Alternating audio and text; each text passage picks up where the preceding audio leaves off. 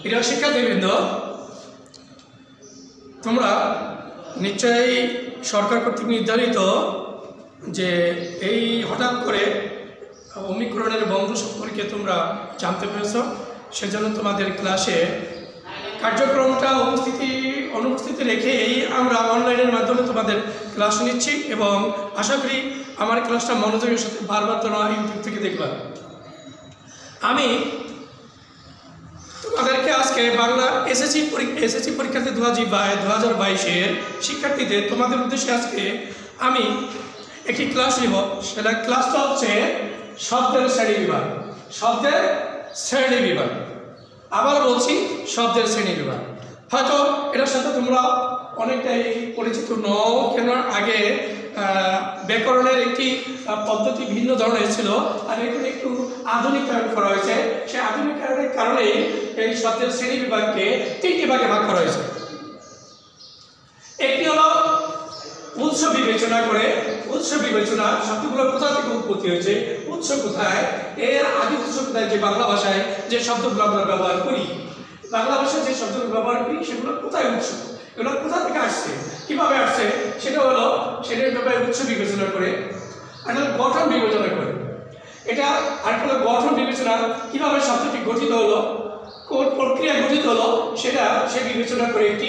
আরেকটা হলো পদ বিবেচনা করে, যেই শব্দগুলো যে গঠন এবং উৎস বিবেচনা করে যে সব পদগুলো আমরা একটি বাক্যে ব্যবহার করি, একটি কথা বলার জন্য, ভাষা প্রয়োগের জন্য আমরা যে শব্দগুলো ব্যবহার করি পরিপূর্ণ অর্থ প্রকাশের জন্য, সেই বাক্যে ব্যবহৃত প্রত্যেকটি অর্থবোধক পদই কিন্তু পদ, প্রত্যেকটি শব্দই কিন্তু পদ। সেই পদ বিবেচনা করে আমাদের যে শব্দের শ্রেণীবিভাগ এই 3টি। তোমাদের আবার খেয়াল রাখতে হবে কি, আমি বলছি শব্দের শ্রেণীবিভাগ 3 প্রকার। একটা হলো উৎস বিবেচনা, গঠন বিবেচনা আর পদ বিবেচনা। এবার আসি উৎস। বাংলা ভাষার ইতিহাস তোমরা জানো যে প্রাকৃত মাগধী ভাষা থেকে বাংলা ভাষার উৎপত্তি, সেটা তোমাদের আগে পূর্বে বলেছি যে সেক্ষেত্রে বাংলা ভাষার বিভিন্ন পণ্ডিতগণ বিভিন্নভাবে বাংলা ভাষার জন্ম সম্পর্কে বলছেন। ডক্টর মোহাম্মদ শহীদুল্লাহ বলছেন 650 খ্রিস্টাব্দের দিক দিয়ে বাংলা ভাষার জন্ম। কিন্তু যাই হোক, পণ্ডিতগণ বিভিন্ন মত দিয়েছেন, কিন্তু সেই বিবেচনায় আমরা যাব না তাদের মতের দিকে। আমরা যাব বাংলা ভাষা যে আমরা সাহিত্যে লিখি, মুখে ভাব বলি, আমরা যে ভাষাগুলো প্রকাশ করি, সেই শব্দগুলো আমার কোথা থেকে এসছে, কোথা থেকে আসছে আমাদের শব্দগুলো। এই শব্দগুলো এখন বাংলা ভাষা আমরা লিখি, সেই কিন্তু শব্দগুলো আদি উৎস কোথায়? তাহলে প্রায় অনেক পণ্ডিতগণ পণ্ডিতগণ বলেন যে সংস্কৃত ভাষা বাংলা ভাষার জননী, বাংলা ভাষার জননী সংস্কৃত ভাষা। কিন্তু হতে পারে সংস্কৃত ভাষা, কেননা সংস্কৃত ভাষা আর বাংলা ভাষা পাশাপাশি অবস্থান, একে ভিন্ন আলাদা করলে এটা অপূর্ণ থেকে যায়। যে সংস্কৃত ভাষার অনেক শব্দই বাংলা ভাষায় আসছে, বিভিন্নভাবে আসছে। আর তোমরা আগে শিখছ যে ভাষার উৎস বিবেচনা হয়েছে তৎসম, অর্ধ তৎসম, তৎসম, অর্ধ তৎসম, তদ্ভব, দেশি বিদেশি। এই 5টা প্রক্রিয়া তোমরা শিখছিলাম, 5টা প্রকৃতি শিখছ। কিন্তু না, এখন আধুনিক ভাষাবিদগণ এটাকে 4টি ভাগে ভাগ করছে, 5টি নয়। অর্ধ তৎসম তারা বাদ দিয়েছে, অর্ধ তৎসমকে তারা বলছেন যে না, এটা যে উৎস বিবেচনায় আনা যায় না। কিন্তু তোমরা আগে শিখছ, তোমরা তোমাদের 3, 4, 5, 6, 7, 8 পর্যন্ত তোমরা এই নতুন ব্যাকরণ বই আসার, গভর্নমেন্টের নতুন সংস্করণে আসার আগ পর্যন্ত তোমাদের আমি 5 প্রকার শিখিয়েছি। কোনটা? যে অর্ধ তৎসম তোমাদের লিখে দিয়েছি, কিন্তু নাম্বার না আমি ক্লোজ দিয়ে দিয়েছি যে এটা এখন বর্তমানে বন্ধ। এটা ব্যাকরণে বর্তমানে আধুনিক ব্যাকরণবিদরা এটাকে মানেন না। তাহলে এটাকে যদি আমরা বাদ দিই তাহলে থাকে তৎসম, তদ্ভব, দেশি, বিদেশি। তাহলে তৎসম মানে কি? তার সম মানে সমান, তার সমান, কার সমান? অর্থাৎ যে সমস্ত বাংলা ভাষায় যে সমস্ত শব্দগুলো আমাদের সংস্কৃত ভাষা থেকে এসেছে, কেননা একবারে বলছি বাংলাকে বলা হয় সংস্কৃত ভাষাকে বাংলা ভাষার জননী বলা হয়। অধিকাংশ শব্দগুলো আদি উৎস খুঁজলে আমরা দেখব সংস্কৃত ভাষা থেকে এসেছে। কিভাবে যে আসছে, যেমন আমরা বলি এই যে তৎসম শব্দগুলো আমরা বাংলা ভাষায় ব্যবহার করি। পৃথিবী, আকাশ, বৃক্ষ, চন্দ্র, আরো অনেক শব্দ এইভাবে আছে তৎসম শব্দ, যেগুলো এখন বাংলা ভাষায় আমরা লেখার সময় এগুলো আমরা এভাবে প্রয়োগ করি। তাই এটা হলো তৎসম, মানে তার সমান। কোথা থেকে আসছে? সংস্কৃত ভাষা থেকে আসছে। তদ্ভব মানে ভব মানে উৎপত্তি, তদ্ভব তার থেকে উৎপত্তি। কিভাবে? সংস্কৃত ভাষা থেকে প্রাকৃত ভাষা, প্রাকৃতিক ভাষা থেকে বাংলা ভাষা। আবার বলছি, সংস্কৃত ভাষা থেকে একটি পোল্ট্রি দেয়, যেমন একটি হামাগুড়ি দেয়, যে তোমরা দেখলে বলবা যে সাইড রোলিং যেটাকে বলে, যে পোল্ট্রি দেওয়া কিংবা ডিগবাজি খাওয়া, যে সেইভাবে বলতে পারি শব্দগুলো আদি উৎস খুঁজলে আমরা তৎসম শব্দে দেখব। আমরা সংস্কৃত ভাষা দেখব, সংস্কৃত ভাষা থেকে ওটা প্রাকৃত ভাষায়, প্রাকৃত ভাষা আসছে, প্রাকৃত ভাষা থেকে বাংলা ভাষা আসছে। যেমন হাত এর সংস্কৃত শব্দ হলো হস্ত, হাত তদ্ভব শব্দ হাত এর আদি উৎস খুঁজলে আমরা হস্ত পাই। হস্তটা কি? এটা হলো সংস্কৃত ভাষা। তাহলে এই হস্ত থেকে কিন্তু হাতে আসে নেই, হস্ত থেকে হুঙ্কু, হস্তু মানে এটা হলো প্রাকৃত ভাষা, ওখান থেকে হাত আসে। দন্ত দাঁত, অশ্ব ঘোড়া, পঙ্খী পাখি, এই যে দেখো, তাহলে এগুলো তদ্ভব শব্দ। এরপরে দেশি শব্দ। দেশি শব্দ কি? ভাষাবিদগণ বিভিন্ন ভাষা থেকে উৎস খুঁজতে গিয়ে যেই ভাষাগুলোর কোথাও কোনো উৎস খুঁজে পাননি, তারা এর আদি উৎস কোথায় জানেন না, কোথাও খুঁজে পাওয়া যায় নাই, তারা ধরে নেওয়া হয়েছে এগুলোই দেশি শব্দ। যেহেতু বিভিন্ন ভাষা থেকে বাংলা ভাষা বেশ কিছু শব্দ আমরা ব্যবহার করি, কিন্তু সেগুলোর আদি উৎস বিভিন্ন জায়গায় খুঁজলে আমরা পাই অন্যান্য ভাষায়, কিন্তু এই শব্দগুলো আমরা কোনো ভাষায় পাইনি। তাই আমরা ধরে নিতে পারি এগুলো দেশি শব্দ হিসাবে ব্যাকরণবিদরা আখ্যায়িত করেছে। কীভাবে? সেগুলো পুরী, পেট, চুলা, কুলা, এই জাতীয় শব্দগুলো আমাদের দেশি শব্দ। এবার আসি বিদেশি শব্দ। তোমরা জানো এই সুজলা সুফলা শস্য সোনার বাংলা, সত্যিকারের সোনার বাংলা ছিল এটা। পৃথিবীর ভিতরে একটি সর্বভূমি ছিল। এখানে রূপকথার গল্পের মতো এদেশ থেকে এদেশ দেখার জন্য বিদেশিরা আসতো। সবাই মনে আকাঙ্ক্ষা ছিল ইউরোপ, আমেরিকা, জার্মান, ব্রিটেনের মতো এদেশে আসার জন্য মানুষের আগ্রহ ছিল। এদেশের মানুষ ঘরে দুয়ার দিয়ে ঘুমাতো না, গোয়াল ভরা করেছিল, গোলা ভরা ধান ছিল, পুকুর ভরা মাছ ছিল, শরীর ভরা গয়না ছিল। এই দেশের মানুষ ছিল অতীত উপরে, চেনা অজানা নেই, যারা অজানা নেই। কোনো কাউকে দেখলে তাকে ডাক দিয়ে তাকে আরাম বিশ্রামের জন্য দিত, তাকে চিরা মুড়ি গুঁড়ো দিয়ে প্রাথমিক আপ্যায়ন করতো, তাকে খাওয়ার রাখার ব্যবস্থা করত। সেই সুবাদেই এই সর্বভূমিকে পৃথিবীর সকল দেশে মনে করতো পৃথিবীর তো জান্নাতে বলতে একটি দেশ আছে বঙ্গ, সেই দেশে যদি যেতে পারতাম, তাদের ধারণা ছিল। সেই আমেরিকা বলো, আজকে সৌদি বলো, কিংবা জার্মান বলো, তুর্কি বলো, সবাই চিন্তা ছিল কিভাবে বাংলায় আসবে। বাংলা বলে একটা সর্বভূমি আছে, ওখানে নাকি মানুষ গেলেই খেতে দেয়। সেই লোভেই তারা বিভিন্ন সময় বিভিন্ন বিদেশিরা এদেশে আমাদের এখানে ব্যবসা বাণিজ্য করার জন্য আসছে। ব্যবসা বাণিজ্য করা আসা আমাদের সংস্কৃতির সাথে তারা মিশে গেছে। এই মিশে যাওয়ার কারণেই তাদের শব্দ, তাদের ভাষা, তাদের সংস্কৃতি কিছুটা আমাদের ভিতরে সংস্কৃতির সাথে মিশে গেছে। আমাদের ভাষার সাথে তাদের শব্দগুলো আমরা ব্যবহার করি বাংলা ভাষায়। যেমন ইংরেজরা প্রায় 200 বছর আমাদের শাসন করছে। এরপরে আমাদের ইসলামী শাসন ব্যবস্থা 1205-এর পরে শুরু হয়েছে, আমাদের এদেশের শাসন ব্যবস্থা শুরু হয়েছে। সেখান থেকে প্রায় 1200 থেকে শুরু করে সেই 1757 আগ পর্যন্ত তারা আমাদের এদেশকে শাসন করছে, সব মোগলরা শাসন করছে। তারা তুর্কিরা আসছে, তাদের ভাষাগুলো আমরা ফার্সি আসছে, তাদের ভাষাগুলো আমরা আমাদের ভাষায় ব্যবহৃত হচ্ছে। কোনো সময় ফার্সি ছিল আমাদের অফিসিয়ালি ভাষা, এরপর ইংরেজরা এদের শাসন করে। এই শাসনের ক্ষেত্রে এদেশের আবার অফিসিয়ালি ভাষা ইংরেজি হয়ে যায়। সেই কারণেই এই বিদেশি ভাষা কি বলছিলাম আমি, কেউ ব্যবসা বাণিজ্যের প্রাথমিক উদ্দেশ্যে তারা আসছে এদেশে থাকার জন্য। পরে আমাদের পরিবারের সাথে সমাজের সাথে মিশে গিয়ে তারা স্থায়ী অনেকেই বসবাস করছে, তাদের ভাষাগুলো আমাদের সাথে মিশে গেছে।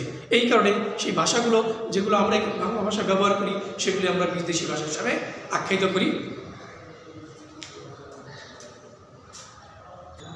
যা বলছিলাম শিক্ষার্থীরা বিদেশি ভাষা কেন আমাদের ভাষায় সংস্কৃতির মিশে গেছে আমরা ব্যবহার করি, এটা তোমাদের উল্লেখ করছি। বিদেশি ভাষার ভিতরে মেনলি হলো আরবি ভাষা, ফার্সি ভাষা, ইংরেজি, পর্তুগিজ, ফরাসি, ওলন্দাজ, তুর্কি, হিন্দি আর অন্যান্য ভাষাগুলো আমাদের বাংলা ভাষা প্রবেশ করছে। আরবি ভাষা মেনলি তারা আমাদের দেশে তসবি, জায়নামাজ সেগুলো বিক্রি করতে, কিসমিসে বিভিন্ন আইটেমগুলো বিক্রি করার জন্য আমাদের দেশে আসতো। আমাদের দেশে কাবলিওয়ালা হিসেবে তারা খ্যাতি ছিল, তাদের আসতো আমাদের যে ব্যবসা বাণিজ্য করতেন। তারা যেমন শব্দগুলো আল্লাহ, হারাম, উকিল, কলম, এই শব্দগুলো আমাদের বিদেশি ভাষা, কিন্তু আমরা বাংলা ভাষায় স্থানান্তর করে নিয়েছি। এরপর ফার্সি ভাষা, ফার্সি ভাষা খোদা, নামাজ, রোজা, দোকান। আমি একবার বলছিলাম ফার্সি ভাষা আমাদের দেশে একটু বেশি প্রচলন আছে শব্দের ব্যবহার করো, কেননা কোনো সময় অফিসিয়াল ভাষা হিসেবে এগুলো অফিস আদালতে ব্যবহৃত হতো। এরপরে ইংরেজি 1757 সালে পলাশী চুক্তি আমলের কারণে প্রহসনমূলক পরাজয়ের মধ্য দিয়ে নবাব সিরাজউদ্দৌলার যে ইংরেজের শাসনের সূত্রপাত আমাদের দেশে, তাও মির্জাফর আলী খানের একান্ত আপনজনের বিশ্বাসঘাতকতার কারণেই এদেশে তাদের শাসনের সূত্রপাত হয়। তারা প্রায় 200 বছর আমাদেরকে শাসন করছে, শোষণ করছে, নির্যাতন করছে, অধিকার থেকে বঞ্চিত রেখেছে। তাদের শব্দগুলো আমাদের বাংলা ভাষায় এসেছে। এভাবে অনেক শব্দগুলো আমরা বাংলা ভাষায় তাদের ব্যবহার করি। এভাবে হলো চেয়ার, টেবিল, স্কুল, কলেজ আর অনেক শব্দ তোমরা জানো। এরপর পর্তুগিজরা ব্যবসা বাণিজ্য করতে আসছে, তাদের চাবি, বালতি, গির্জা এগুলো তাদের পর্তুগিজ শব্দ। এরপর ফরাসি শব্দ ডিপো, রেস্তোরাঁ, কুপন। ওলন্দাজরা যে সব ওলন্দাজ শব্দ হচ্ছে হরকল, উইথর, ইস্কারবন। এরপর তুর্কিরা এদেশে আমাদের অনেক দিন শাসন করেছে। তুর্কি শাসন আমল এদের ছিল, এটা হলো চাকর, দারোগা, চাকর ইত্যাদি শব্দ।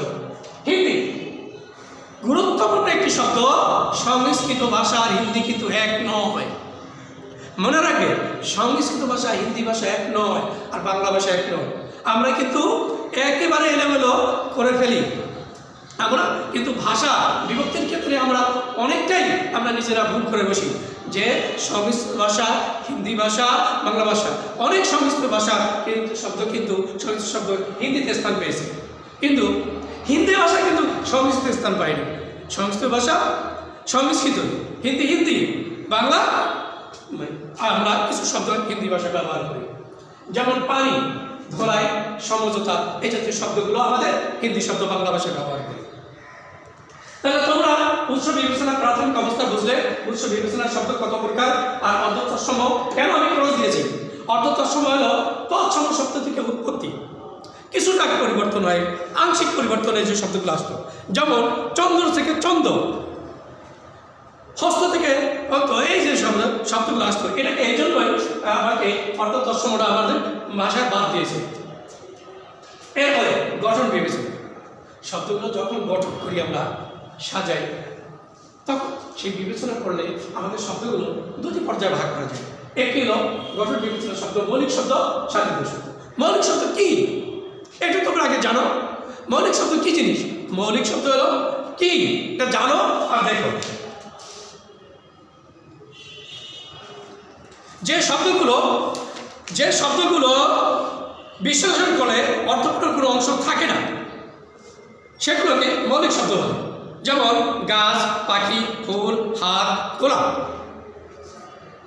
যে গাছ, পাখি, হাত, ফুল এই শব্দ সাধিত শব্দ। সাধিত শব্দ কি? সাধিত শব্দ হচ্ছে যেসব শব্দকে বিশ্লেষণ করলে তার মধ্যে এক বা একাধিক অর্থপূর্ণ অংশ থাকে, সেগুলোকে সাধিত শব্দ বলে। আবার বলছি, যেসব শব্দকে বিশ্লেষণ করলে তার মধ্যে এক বা একাধিক অর্থপূর্ণ অংশ থাকে, সেগুলোকে সাথী শব্দ বলে। উপসর্গ বা প্রত্যয় যোগ করে যেসব সমাস প্রক্রিয়া শব্দ গঠিত হয়, সেই শব্দগুলো সাধিত শব্দ। যেমন পরিচালক, সাধিত শব্দ, যেমন পরিচালক, কর্মী, এগুলো হলো সাধিত শব্দ। উপসর্গ যোগ হতে পারে, সমাস সাধিত হতে পারে, তারপরে প্রত্যয় যোগ হতে পারে, যে আমাদের সেটি সাধিত শব্দ। কিন্তু মৌলিক শব্দ মৌলিকই, আর সাধিত শব্দ যাবে। এরপরে সবচেয়ে গুরুত্বপূর্ণ বিষয় হলো, আগে আমরা পদ শিখছি 5 প্রকার, বিশেষ্য, বিশেষণ, সর্বনাম, অব্যয়, ক্রিয়া। কিন্তু না, বর্তমান আধুনিক ব্যাকরণবিদগণ ইংরেজির সাথে যে পার্টস অফ স্পিচের সাথে সমন্বয় করে পদ কি 8টি ভাগে ভাগ করছে। খেয়াল রাখবা, আগে পদ পড়ছি 5 প্রকার, কিন্তু এখন পদ হলো 8 প্রকার। ব্যাকরণে তোমরা দেখলেই নবী থেকে আসলেই পদ কত প্রকার, তোমরা 5 প্রকারের গোল ভরাট করবে না, কখনোই গোল ভরাট করবে না। কেননা এখন আমরা সাহিত্য চর্চায় আমরা অনেক দূর এগিয়ে গেছি। আগেকার যুগে আমরা নাই, মানদাতার যুগে নাই, আগেকার যুগে নাই। আমরা গবেষণার জন্য ব্যাকরণ এখন গবেষণার বিষয়, ভাষা গবেষণার বিষয়। ভাষা নিত্য নতুন জিনিস আবিষ্কার করবে, ভাষাকে সহজ করবে। ব্যাকরণ বইয়ের কাজই হলো ভাষাকে আধুনিক থেকে আধুনিক করে সহজকরণ করা। তাই ব্যাকরণ বিদ্বান পদ বিবেচনায় যে এই আমাদের শব্দকে 8টি ভাগে ভাগ করছে: বিশেষ্য, সর্বনাম, বিশেষণ, ক্রিয়া, ক্রিয়া বিশেষণ, অনুসর্গ, যোজক, আবেগ। আবার বলছি, পদ বিবেচনায় পদ 8 প্রকার: বিশেষ্য, সর্বনাম, বিশেষণ, ক্রিয়া, ক্রিয়া বিশেষণ, অনুসর্গ, যোজক, আবেগ। খেয়াল রাখবা তোমরা, পদ 5 প্রকার এখন নয়, আগে ছিল। এখন আধুনিক ব্যাকরণে 8 প্রকার বলছে, তোমরা 8 প্রকারই লিখবে। 8 প্রকার তোমরা বিশ্লেষণ আমি করে তোমাদের বুঝাচ্ছি। 8 প্রকার কি: noun, pronoun, adjective, verb, adverb, preposition, conjunction, interjection. ঠিক তেমনি ভাবে মিলাও। নাউন বিশেষ্য, প্রোনাউন সর্বনাম, অ্যাডজেক্টিভ বিশেষণ, ভার্ব ক্রিয়া, অ্যাডভার্ব ক্রিয়া বিশেষণ, এরপর হলো পজিশন, প্রিপজিশন, কনজাংশন, যোজক, ইন্টারজেকশন, আবেগ। তাহলে সহজ হয়ে গেল না তোমাদের জন্য?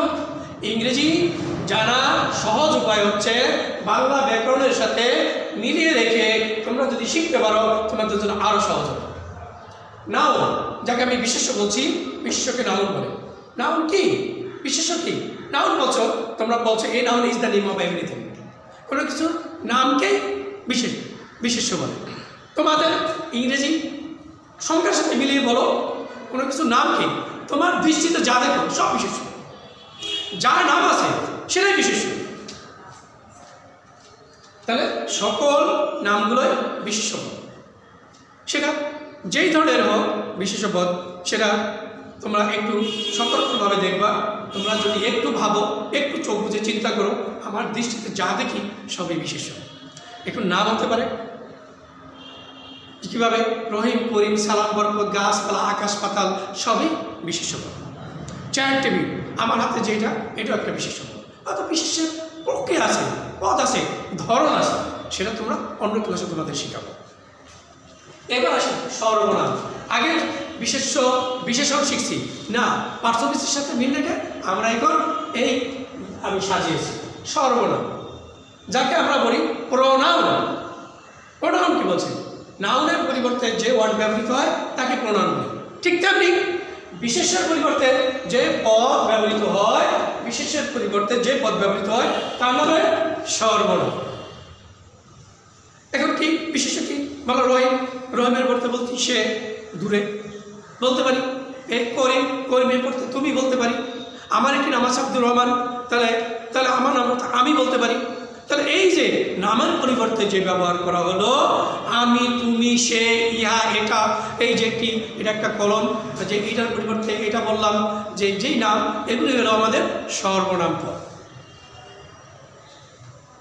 এরপর আসি বিশেষণ, যাকে আমরা অ্যাডজেক্টিভ বলি।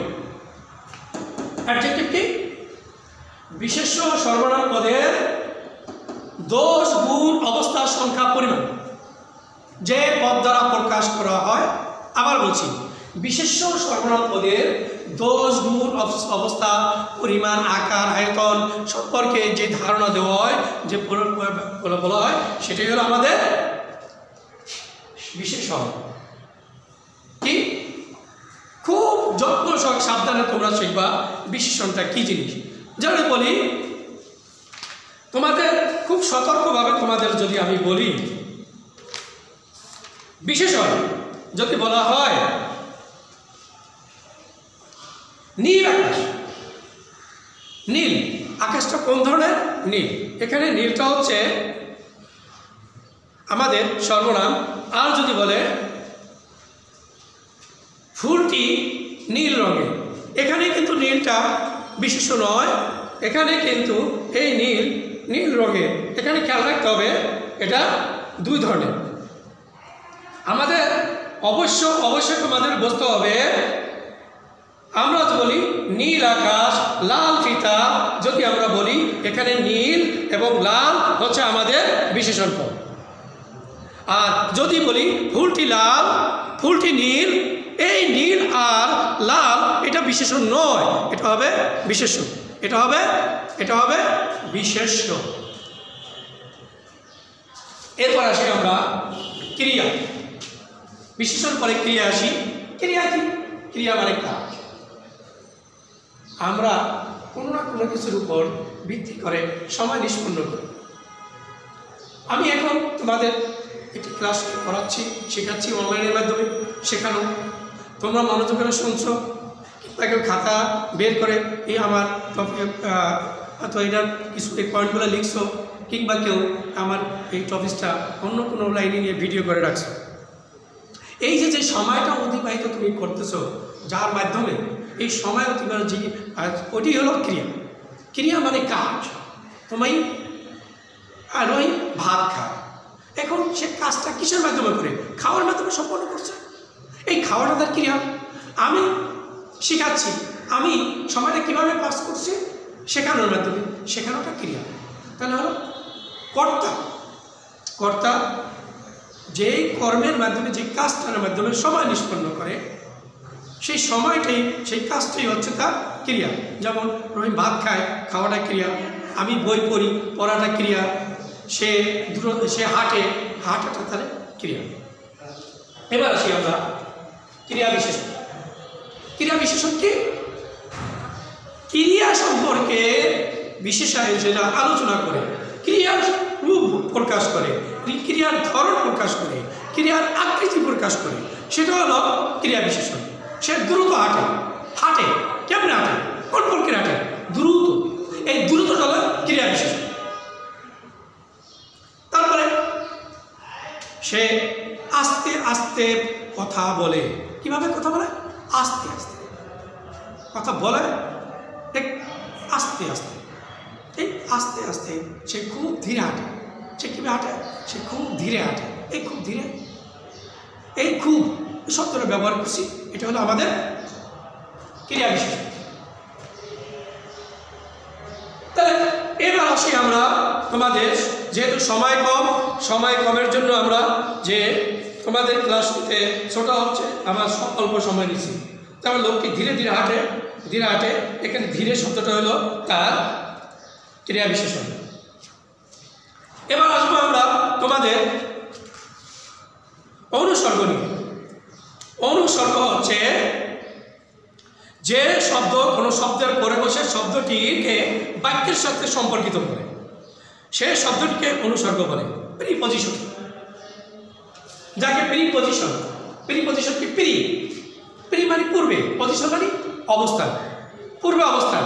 আমরা জানি কোনো শব্দের পূর্বে বসে ওই শব্দটিকে আইডেন্টিফাই করে একটি বিশেষ অর্থ প্রকাশের ক্ষেত্রে ব্যবহৃত হয়, যে সেটাকে আমরা প্রিপজিশন বলি।